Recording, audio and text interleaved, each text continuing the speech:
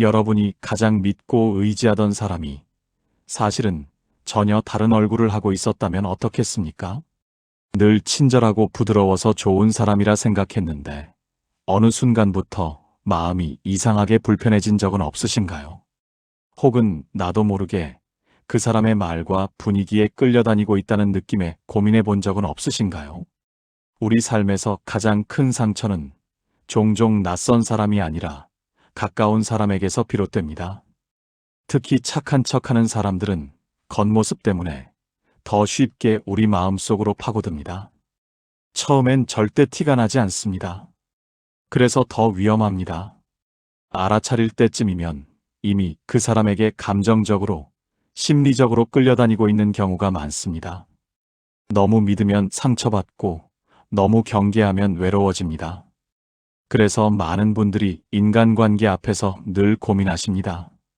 공자도 사람을 볼 때 말이 아니라 행동을 보라고 했습니다. 말은 얼마든지 꾸밀 수 있지만 행동은 결국 본성을 숨기지 못한다는 뜻입니다.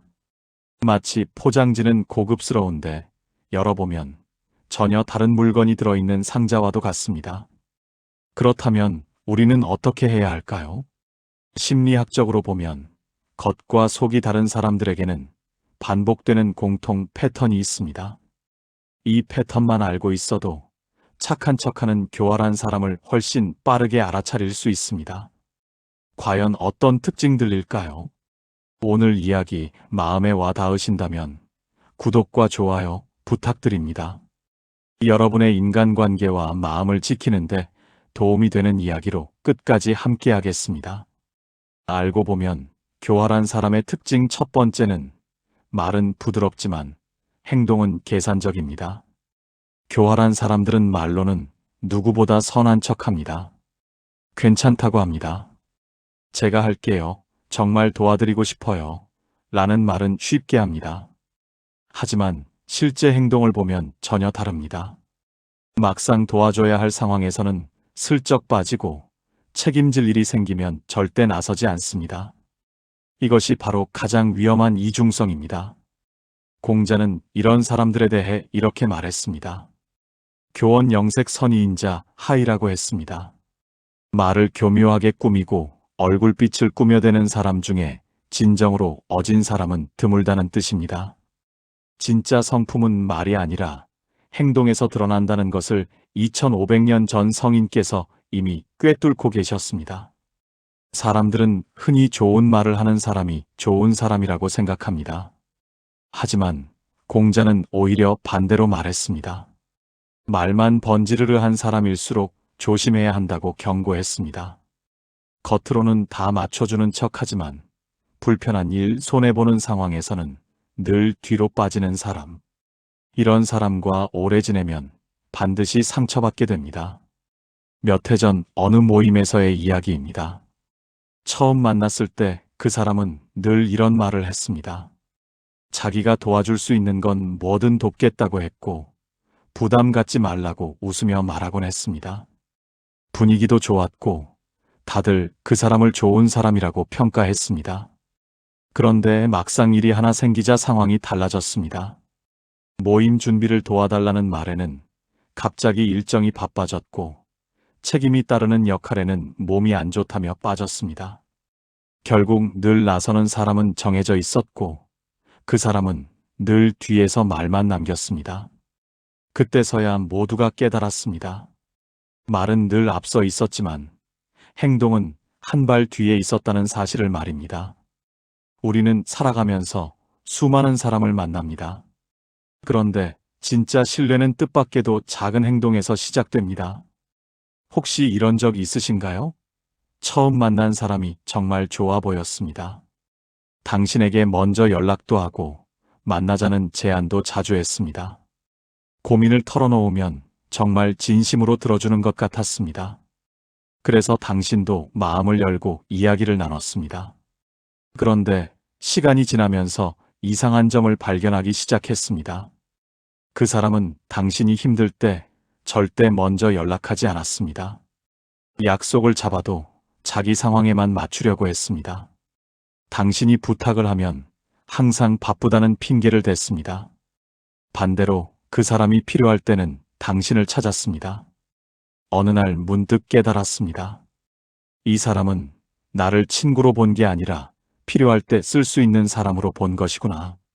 말로는 친구라고 했지만 행동은 철저하게 자기 이익만 챙기는 사람이었습니다. 이럴 때 문득 떠오르는 말이 있습니다. 행동은 거짓말을 하지 않는다는 말입니다. 아무리 좋은 말을 해도 행동이 따라주지 않으면 그것은 거짓입니다. 진심은 언제나 행동으로 증명됩니다. 그렇다면 어떻게 해야 할까요? 먼저 말보다 행동을 보십시오. 공자는 군자는 말보다 행동으로 신뢰를 쌓는다고 했습니다. 말은 누구나 할 수 있지만 행동은 책임을 동반하기 때문입니다. 좋은 말을 100번 해도 한 번 행동하지 않으면 그것은 빈말입니다. 누군가 당신에게 잘해주겠다고 말한다면 그 말을 믿기 전에 먼저 그 사람의 행동을 지켜보십시오. 정말 불편한 상황에서도 나서는지, 손해보는 일에도 함께하는지 확인하십시오. 이렇게 하면 그 사람의 진짜 모습을 알 수 있습니다. 그리고 일관성을 확인하십시오. 어떤 사람은 처음엔 잘해주다가 나중엔 태도가 바뀝니다. 자기한테 이익이 될 때만 친절하고 그렇지 않으면 냉담해집니다. 이런 패턴이 보이면 조심해야 합니다. 진짜 좋은 사람은 상황에 따라 태도가 바뀌지 않습니다. 결국 말과 행동의 일치는 그 사람의 진심을 보여주는 가장 확실한 증거입니다.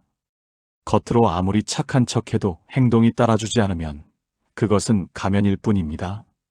알고 보면 교활한 사람의 특징 두 번째는 문제가 생기면 항상 피해자 역할을 합니다. 교활한 사람들은 절대 가해자가 되지 않습니다. 상황이 틀어지면 제일 먼저 피해자 코스프레를 시작합니다. 제가 그래서 그런 게 아니에요. 제가 너무 힘들어서 그랬어요. 이런 식으로 말합니다.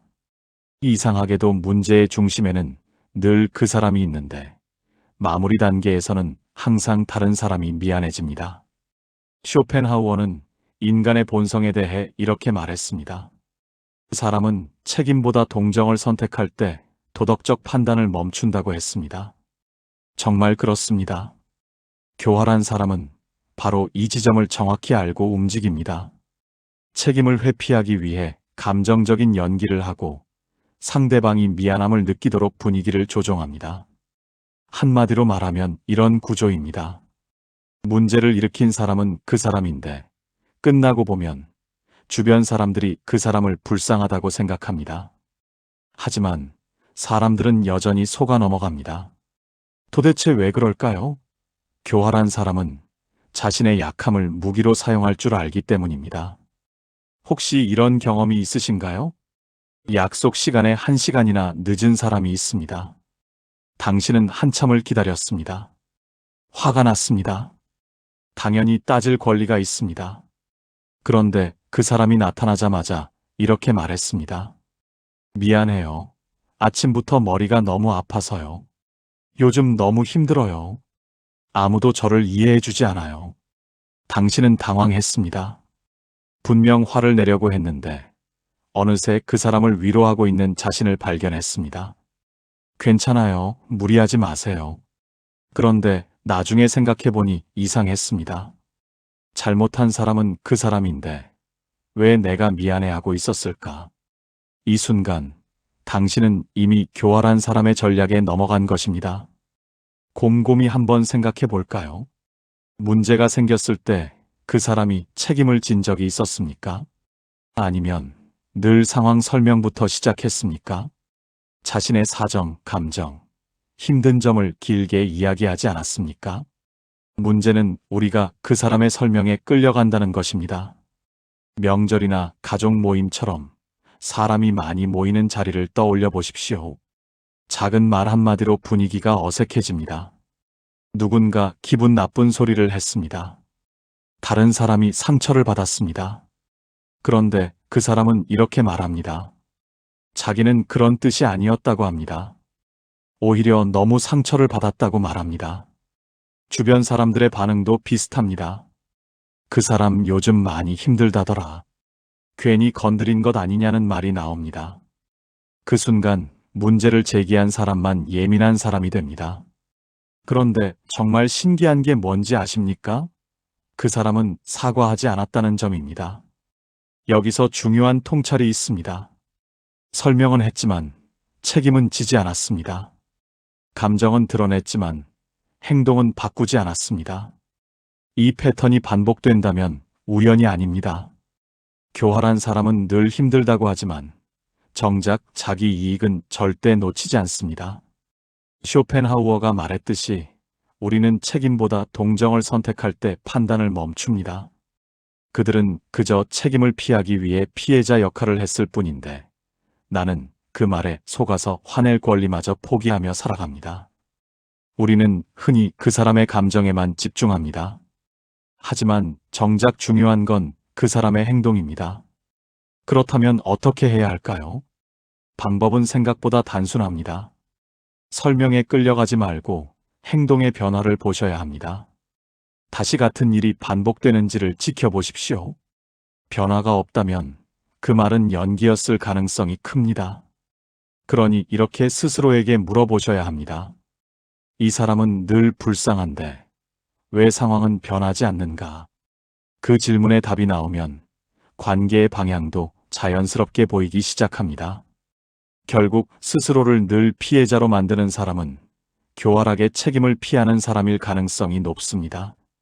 누가 뭐라고 하든 잘못을 인정하고 고칠 수 있는 사람이 진짜 성숙한 사람입니다. 책임을 질 수 있는 사람만이 진정으로 존중받을 수 있습니다. 교활한 사람의 특징 세 번째는 친절을 비처럼 사용하며 호의를 조건으로 바꿉니다. 처음에는 지나칠 만큼 잘해줍니다. 챙겨주고 배려해주고 먼저 도와줍니다. 정말 좋은 사람이구나 싶습니다. 그런데 시간이 지나면 그 호의가 빚이 됩니다. 내가 너한테 얼마나 해줬는데 내가 그때 도와줬잖아. 이런 식으로 은근히 요구를 합니다. 이것은 진짜 친절이 아니라 조건부 친절입니다. 노자는 인간관계에서 꼭 피해야 할 것이 있다고 했습니다. 바로 계산된 선행입니다. 상선약수라는 말을 남겼습니다. 가장 좋은 선은 물과 같다는 뜻입니다. 물은 만물을 이롭게 하면서도 다투지 않고 대가를 바라지 않습니다. 진짜 선한 사람은 물처럼 베풀고도 아무것도 요구하지 않습니다. 이 말을 듣고 고개를 갸우뚱할 수도 있습니다. 그래도 도와줬으면 고마워해야 하는 거 아닌가, 그렇게 생각할 수도 있습니다. 맞습니다. 도움을 받았으면 감사해야 합니다. 하지만 중요한 건 그 도움의 진짜 의도입니다. 왜냐하면 진심으로 도와주는 사람은 절대 그것을 빚으로 만들지 않기 때문입니다. 그런 사람과 관계를 맺어봐야 결과는 뻔합니다. 결국 당신은 영원히 빚진 사람이 되고 그 사람의 요구를 거절할 수 없게 됩니다. 혹시 이런 경험이 있으신가요? 동네에서 김 씨를 처음 만났을 때는 정말 좋았습니다. 김 씨는 당신이 장을 보러 가면 차를 태워주겠다고 했습니다. 집에 일이 있으면 먼저 나서서 도와줬습니다. 명절 때는 음식까지 나눠줬습니다. 이렇게 좋은 사람이 있구나 싶었습니다. 그런데 석 달쯤 지나자 김 씨의 태도가 조금씩 바뀌기 시작했습니다. 당신에게 부탁을 하기 시작했습니다. 처음에는 작은 부탁이었습니다. 하지만 부탁은 점점 커졌습니다. 바쁘다고 하면 김 씨는 이렇게 말했습니다. 내가 그동안 얼마나 잘해줬는데 이것 하나 못 해주겠다는 거냐? 당신은 미안한 마음에 결국 들어줬습니다. 어느 날 문득 깨달았습니다. 이 사람은 처음부터 나를 이용하려고 친절했던 거구나. 그 모든 호의는 나중에 빚으로 만들기 위한 투자였던 것입니다. 사실 이런 관계에서 누가 옳고 그른지는 중요하지 않습니다. 애초에 진심이 없는 친절이었기 때문입니다. 오히려 빨리 알아차리고 거리를 두는 사람이 현명한 것입니다. 어떤 사람들은 이런 패턴을 반복합니다. 처음 만났을 때 과하게 친절합니다. 당신이 원하지도 않은 것까지 해줍니다. 그러면서 계속 말합니다. 괜찮다. 이 정도는 아무것도 아니다. 그냥 하고 싶어서 한다. 하지만 시간이 지나면 분위기가 바뀝니다. 그 사람은 당신에게 이렇게 말하기 시작합니다. 내가 그때 이것도 해주고 저것도 해줬잖아. 내가 얼마나 신경 썼는데. 당신은 아무것도 해준 게 없잖아. 이런 말을 듣는 순간 관계를 정리해야 합니다. 니체는 인간관계에서 특별히 경계해야 할 감정이 있다고 했습니다. 바로 죄책감입니다. 죄책감은 겉으로 보기에 사랑이나 미안함처럼 보이지만 사실은 누군가를 지배하는 시작일 수 있다는 것입니다. 교활한 사람은 바로 이 죄책감을 아주 능숙하게 사용합니다. 이런 상황에서 실수하는 사람들의 공통점이 있습니다. 미안한 마음에 계속 들어주는 것입니다. 그 사람이 그동안 나한테 잘해줬으니까, 내가 배은망덕한 사람이 되면 안 되니까, 그렇게 생각하며 요구를 계속 받아들입니다. 하지만 이것은 함정입니다. 진짜 친절은 대가를 바라지 않습니다. 진짜 좋은 사람은 도와주고도 잊어버립니다. 하지만 교활한 사람은 도와준 것을 절대 잊지 않습니다. 오히려 장부처럼 기록해뒀다가 나중에 하나씩 청구합니다. 그렇다면 답은 간단합니다. 처음부터 과하게 친절한 사람을 조심하십시오. 진심은 자연스럽습니다. 억지로 만든 친절은 언젠가 값을 치러야 합니다. 누군가 당신에게 과하게 잘해준다면 이렇게 말하십시오. 고맙지만 괜찮다. 내가 필요할 때 부탁하겠다. 이렇게 말하면 그 사람의 진심을 알 수 있습니다. 진짜 좋은 사람은 그래도 괜찮다고 합니다. 하지만 조건부 친절을 하는 사람은 섭섭해하거나 불쾌해합니다. 결국 호의를 빚으로 만드는 사람은 처음부터 친절한 게 아니었습니다. 나중에 더 많은 것을 요구하기 위한 밑밥이었을 뿐입니다. 진짜 선함은 아무런 조건이 없습니다. 물이 흐르듯 자연스럽고 대가를 바라지 않습니다. 알고 보면 교활한 사람의 특징 네 번째는 자신보다 약한 사람에게만 선택적으로 냉정해진다는 점입니다. 이 특징은 시간이 지나야 드러납니다. 그리고 한번 보이기 시작하면 이전의 모든 장면들이 다시 떠오르게 됩니다.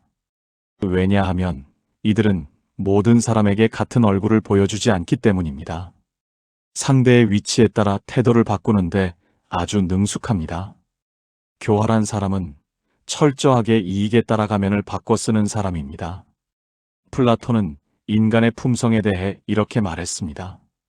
사람의 인격은 힘을 가졌을 때보다 힘이 없는 일을 대하는 태도에서 드러난다고 했습니다. 정말 그렇습니다. 교활한 사람은 바로 이 시험에서 자주 본색을 드러냅니다. 착한 사람은 누구에게나 일관된 모습을 보이지만 교활한 사람은 상황에 따라 완전히 다른 사람이 됩니다. 처음에는 잘 느껴지지 않습니다. 윗사람 앞에서는 유난히 공손하고 예의 바르기 때문입니다. 말투도 부드럽고 태도도 단정합니다. 그래서 주변에서는 저 사람은 참 예의가 바르다고 말합니다. 그런데 시선을 조금만 낮추면 다른 장면이 보입니다. 곰곰이 생각해보면 이런 경험 있으신가요? 누군가에게는 한없이 친절한데 다른 누군가에게는 이상하리만큼 차갑게 대하는 모습 말입니다. 같은 공간, 같은 상황인데 태도가 완전히 달라집니다. 어느 모임에서의 일입니다. 그 사람은 영향력 있는 인물 앞에서는 한없이 고개를 숙입니다. 말을 끊지 않고 웃으며 맞장구를 칩니다. 세심하게 배려하고 먼저 차를 따라줍니다. 그런데 정작 도움을 받기 어려운 사람에게는 말수가 줄어듭니다. 질문을 해도 건성으로 답합니다. 눈도 잘 마주치지 않습니다. 처음에는 대수롭지 않게 넘깁니다. 그날 기분이 안 좋았나 보다 생각합니다. 하지만 이런 장면이 반복되면 이야기가 달라집니다. 늘 비슷한 대상에게만 그런 태도가 보이기 때문입니다. 그때서야 마음속에서 이상하다는 느낌이 올라옵니다. 우리는 살아가면서 수많은 사람을 만나게 됩니다. 그런데 진짜 성품은 뜻밖에도 권력이 없는 상대를 대할 때 드러납니다. 혹시 이런 적이 있으신가요? 어느 친목 모임에 나갔습니다. 한 사람이 유난히 눈에 띕니다. 회장님께는 정말 정성껏 인사합니다. 말 한마디 한마디에 신경을 쓰고 표정 관리도 완벽합니다. 사람들은 저 사람 참 예의 바르다고 칭찬합니다. 그런데 같은 날 청소하시는 분이 지나갔습니다. 그 순간 그 사람의 얼굴에서 미소가 사라졌습니다. 아무렇지도 않게 지나쳤습니다. 인사도 하지 않았습니다. 당신은 그 장면을 봤습니다. 방금 전까지 그렇게 예의 바르던 사람이 맞나 싶었습니다. 며칠 후 다시 만났습니다. 이번엔 당신이 그 사람에게 작은 부탁을 했습니다. 별것 아닌 일이었습니다. 그런데 그 사람은 갑자기 바빠졌습니다. 말투가 달라졌습니다. 당신은 그제야 깨달았습니다. 이 사람은 나를 사람으로 본 게 아니라 쓸모로 봤구나. 이런 사람들의 특징은 명확합니다. 사람을 인격이 아니라 유불리로 판단합니다. 도움이 될 것 같으면 친절해지고 아니라고 느껴지면 무관심해집니다.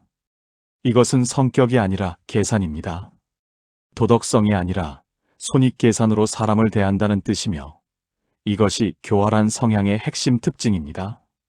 그래서 주변 평가가 극단적으로 갈립니다. 어떤 사람은 저 사람 정말 좋은 사람이라고 말합니다. 반면 어떤 사람은 다시는 만나고 싶지 않다고 말합니다. 어떤 사람은 좋다고 하고 어떤 사람은 최악이라고 하는 겁니다. 이런 상반된 평가가 동시에 나온다면 그냥 우연은 아닙니다. 역할에 따라 얼굴을 바꾸고 있다는 신호일 수 있습니다. 플라톤이 말했듯이 사람의 진짜 모습은 힘없는 사람을 대하는 태도에서 드러납니다. 윗사람 앞에서는 누구나 착할 수 있습니다. 하지만 아랫사람에게도 똑같이 예의를 갖추는 사람, 그 사람이 진짜 착한 사람입니다. 그렇다면 어떻게 해야 할까요? 이럴 때 가장 확실한 방법은 그 사람이 나에게 어떻게 하는지가 아니라 힘이 약한 사람을 어떻게 대하는지를 보는 것입니다. 그 태도는 연기하기 어렵기 때문입니다. 식당 직원에게 어떻게 말하는지, 청소하시는 분께 어떤 태도를 보이는지, 자기보다 나이 어린 사람을 어떻게 대하는지 지켜보십시오. 그것이 그 사람의 진짜 모습입니다. 또 하나 중요합니다. 나에게 친절하다고 해서 안심하지 마십시오. 그 친절이 상황에 따라 바뀌는지 살펴보셔야 합니다. 착한 사람은 상황이 달라도 태도가 크게 변하지 않습니다. 하지만 교활한 사람은 필요가 사라지는 순간 미묘하게 선을 긋습니다. 결국 사람의 본심은 가장 편한 위치에서 드러납니다. 감출 이유가 없을 때, 계산이 필요 없을 때 말입니다. 그 순간의 태도를 기억하십시오. 그것이 그 사람의 진짜 얼굴일 가능성이 큽니다. 겉으로는 친절한 사람처럼 보이지만 본심은 약한 사람에게 드러납니다. 우리는 살아가면서 수많은 사람을 만나고 또 수많은 관계를 지나옵니다. 그 과정에서 모두가 진심이기를 바라는 마음은 너무나 자연스럽습니다. 하지만 현실은 늘 그렇지만은 않습니다. 겉으로는 착한 얼굴을 하고 있지만 속으로는 관계를 계산하는 사람도 분명 존재합니다. 그 사실을 아는 것만으로도 우리는 한층 더 단단해질 수 있습니다. 그렇다고 해서 누군가를 의심하며 살라는 뜻은 아닙니다. 사람을 미워하라는 말도 아닙니다. 다만 나의 마음과 시간을 아무 기준 없이 내어주지 말자는 이야기입니다. 착함에 끌려가기보다 일관된 행동을 보는 지혜를 갖자는 뜻입니다. 혹시 그동안 마음이 자주 불편했는데도 괜히 내가 예민한가 싶어 스스로를 탓하고 계시지는 않으셨습니까? 혹은 거절하고 싶었지만 미안함 때문에 계속 참아오지는 않으셨습니까? 이제는 조금 내려놓아도 괜찮습니다. 여러분의 마음은 그만큼 존중받아야 하기 때문입니다. 사람은 누구나 완벽하지 않습니다. 하지만 반복되는 패턴은 우연이 아닙니다. 그 신호를 알아차리는 순간 우리는 더 이상 휘둘리지 않아도 됩니다. 그것만으로도 관계는 훨씬 가벼워지고 삶은 한결 편안해집니다. 오늘 이야기를 들으며 어떤 생각이 드셨습니까? 여러분의 경험과 마음을 댓글로 나눠주셔도 좋겠습니다. 이 이야기가 도움이 되셨다면 구독과 좋아요로 함께 해주신다면 더 깊은 이야기로 보답하겠습니다. 오늘도 여러분과 함께해서 행복했습니다. 다음 시간에도 빛나는 삶의 지혜로 찾아뵙겠습니다.